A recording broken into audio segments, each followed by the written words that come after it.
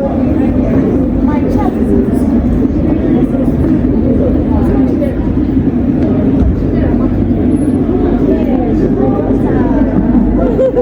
First Lady, our forum has emerged as a result of increase in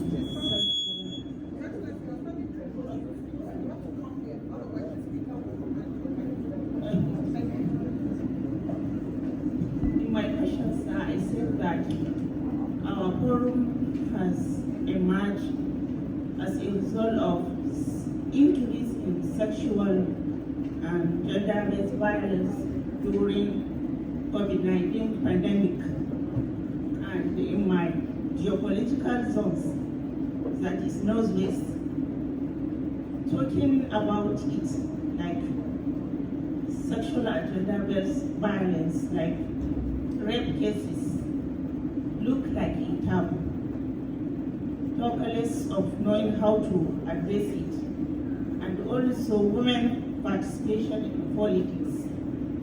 So how can National Assembly help us to address such issues in our state? Thank you. Thank you, Your Excellency. Let me quickly deal with that.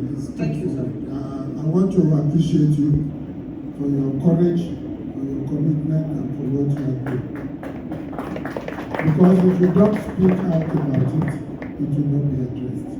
In the night, last night, it told me they are dead to about 10 or 16. That somehow these things that we are doing here should be stepped down. So many things have been mentioned, but people are not really concentrating at the local government levels.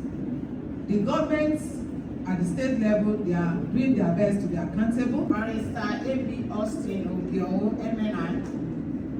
I'm here to suggest, because we are talking about economy, and I'm talking in respect of the women entrepreneurs. I am suggesting that in this country we should give a definition about women-owned businesses, because we don't have a clear definition of women-owned business. Sometimes when we go for these opportunities, like the privileges that have been given by government, we don't access the opportunities that are given there. For instance, requirements. When you want to build women-owned businesses, you have to downplay a little bit about certain requirements, so that women, knowing who we are, can key into some of these privileges. Just as our leader explained, the one on the other side. You have to start running on. Yes. So I want you to put it in the law definition, clear definition of business, women-owned business, because Chamber of Commerce these few days was with National Council for Women's Societies, and they will say it is not your jurisdiction. You know, we must hold our states and local governments accountable. It's a federal system, and if we don't, and you expect federal government to do everything for you, if you get to a point where the federal government itself will become exhausted. Educate, I think the entertainment bit. Inform and educate the people in your community, in your constituency. Some of the interventions that government is doing. That way, we will be duly informed. You spoke about NELFund. I'm very interested in NELFund, because when we are educated as journalists and broadcasters, it's easy for us to pass that information on to our constituency. NELFund is not meant for some of you sitting here who are privileged. It's meant for indigents who cannot afford tuition fee. And your job as a media person, including my job with NOA, is to ensure that Nigerians understand why they should, especially women. The moment women hear about loan, they run away. Women do not like loans. But they need to understand that NELFund loan, you only pay it back 2 years after your NYSC, when you are employed, that's when you pay it back. And your employer is the one who is going to pay that money back to the government. If within after 2 years you lose your job, that payment ceases. And it is a zero interest loan. Zero interest. So that this economy has a lot of potentials. Even before the rebasing, which we hope may happen sometime soon, we are in the top 4 in this continent. And there are moves to even open the borders so that the entire continent will become one market. And here we are, 1 out of every 4 African is in Nigeria.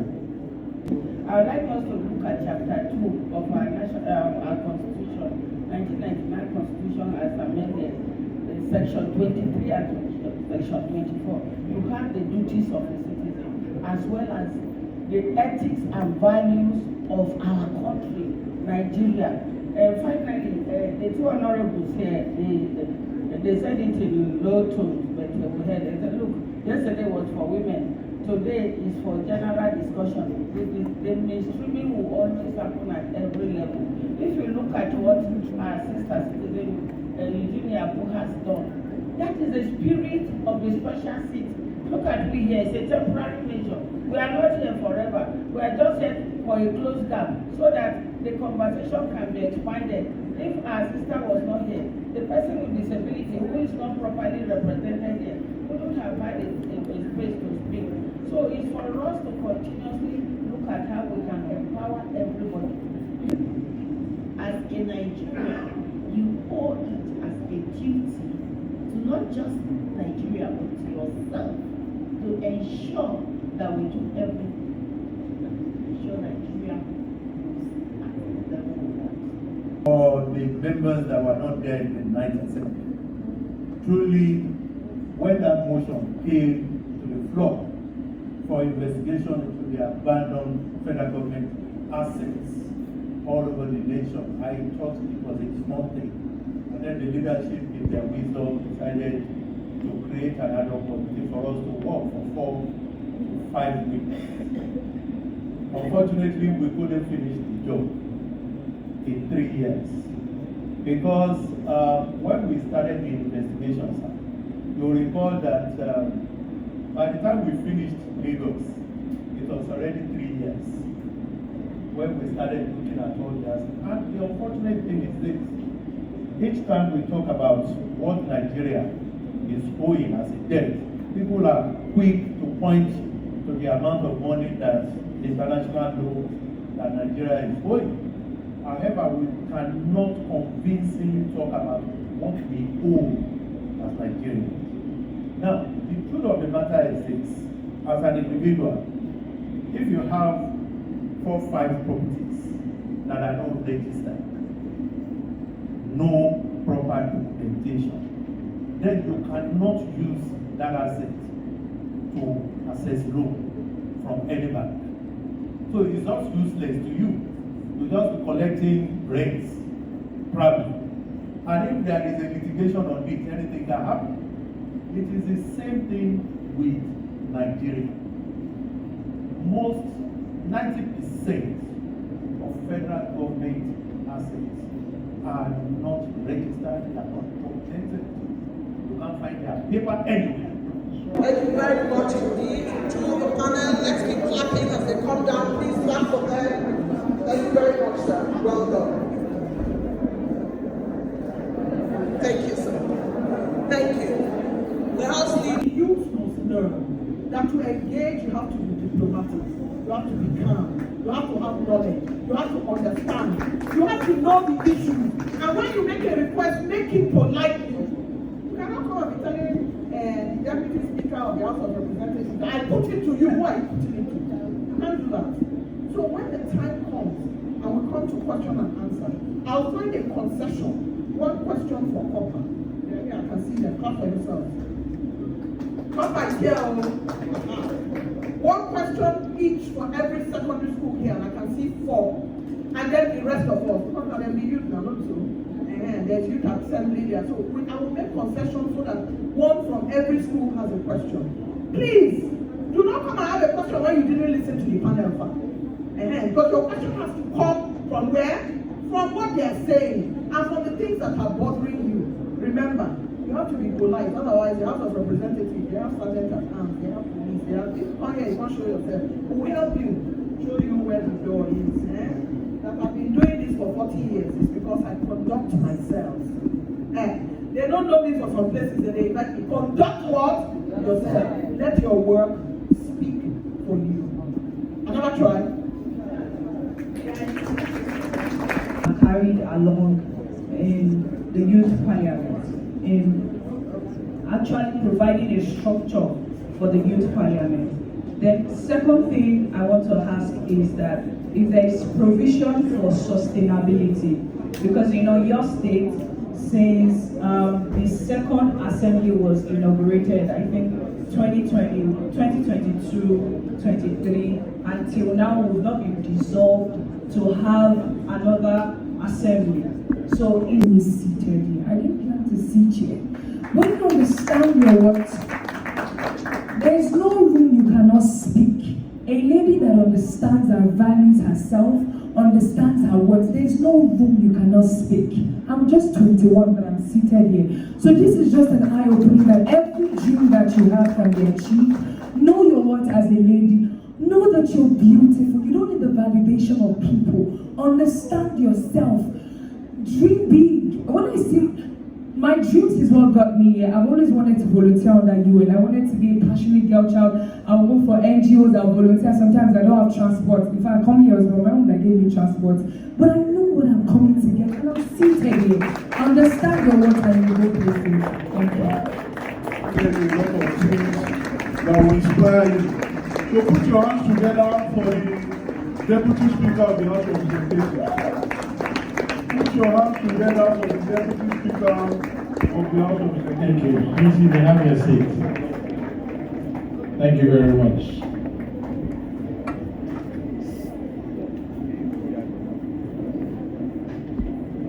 Let me recognize all the honorable members here present. And I must appreciate the good work you are doing. The chairman of Youth in Parliament, yourself who is moderating, you've done a great job. I've been sitting there listening to all your contribution. And youth, thank you for coming. I really appreciate you being here. But I have a problem with this setup. Only one lady is here. There should be more than one. The spirit of inclusion. You know I'm he for she. So when you have 1, 2, 3, 4, 5, 6, 7, and you have only one, and mama came to her, it's not sufficient. So organizers, next time, try to increase the number of women here. I know that the stage is not so big, but if you are giving space for the men, also give the women. And mama should not be sitting down here, they should be sitting up there. That way we'll give that sense of inclusion to our girl children, our young women. We're not using them as spare parts. They are an integral part of what we are doing. I want to thank the Office of the Speaker. Lemire, very proud of you and your team for putting this together. I didn't know this amount of youths will be in this room. Before I tell you my story, like I've been advised by my great friend, the chartered accountant, who has been doing a great job. Let me just run through some of the things the House will want you to know and what we think about the youth inclusion. The opening context on this topic is the imperative of youth inclusion. The imperative of youth inclusion. So I'll give you a little statistics and then run down and tell you my story. Currently, Nigerian youth population ages 18 to 35 constitutes nearly half the country's total population, with a slight female. I will win election and they'll use their magomago, they'll cancel it. They say go to court, I say I will not go to court. Second time they said I was winning. People will start singing from polling unit and dancing. But when they collect, they will give it, they say, I didn't know how to go to court and start contesting. I just tell you. But at the appropriate time, proper strategy, under my party, I was able to, maybe they believe I have grown by that time. And I won in 2019. And now look at this. Look at this. All those experiences I gathered within those places, when I came into the house, it emboldened me. It made me courageous. I was not seeing things as first time. I'm coming with a wealth of experience. Within these 7 years, I've played in the private sector, I've played in the private public sector, I've practiced law, I've done businesses, I've worked in international organizations. So all those were leadership instruments that prepared me for what was coming. And guess what? When I was serving as a spokesperson of the house, it was not easy. I was the dustbin of the house. Everybody who commits any offense or makes any blunder on behalf of the house, they dump it on me. I must be the one cleaning the image of the house. Because they're the image maker. If Ali Jesse drives along the road and hits somebody or disturb traffic, they will insult him and they will bring it on me. If he goes somewhere and slaps somebody, they will bring it on me. I'll be the one clearing it. But you know what? I did it with every sense of purpose. And when you are leading, and you are leading well, no matter where you found yourself, because of the way I work for Femi Wajabiamila, when we were contesting for that position, when this position came to me, I said, why spokesperson? I'm a lawyer, I wanted to be in charge of judiciary, I wanted to be this. You know what he told me? He said, is that what you want? I said, no. I want what do you want? Because he was my mentor. And that's the truth. I said, so in leadership, find a mentor, find a role model. Do you know I started following Femi Wajabiamila before I came to the house? My constituent said, we will vote for you only if you are going to be like Femi Wajabiamila. And this is a true life story. Some of them who monitor him on the so find a role model, follow him, understudy him. So when I asked him that question, I said, what will you have me do? He said, be there. I want Nigerians to test what I have found in you as a spokesperson. Be there. Nigerians will see the quality you are made of. And I was there serving. There was nothing much to take to my constituents that I was able to give quality service. Guess what? When I came back in 2023 and duty called and the house needed a deputy speaker, all my people here, all of them, and the people who are not here, they came together and said, your position is unopposed. So 360 members voted for me. Put their hands together for the house. So nobody ran for that office with me. My people came together and said, you know what, we have watched you, we are not going to contest with you. This one is a reserve for you. And it's a position of trust. Now I am in that position leading. I must make sure that these people who voted for me, that I don't disappoint them. So the top is reserved for you. If you can show leadership from the small place where you are. Thank you, and God bless you, and bless the program for the country.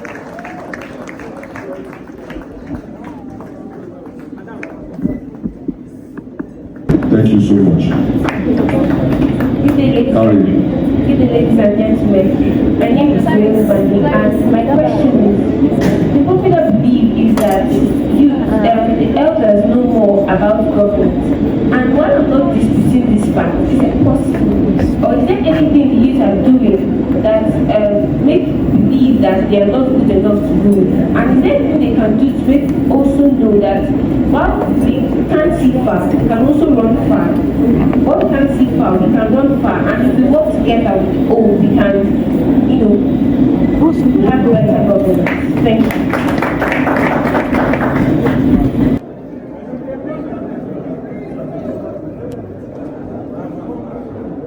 That's the last president.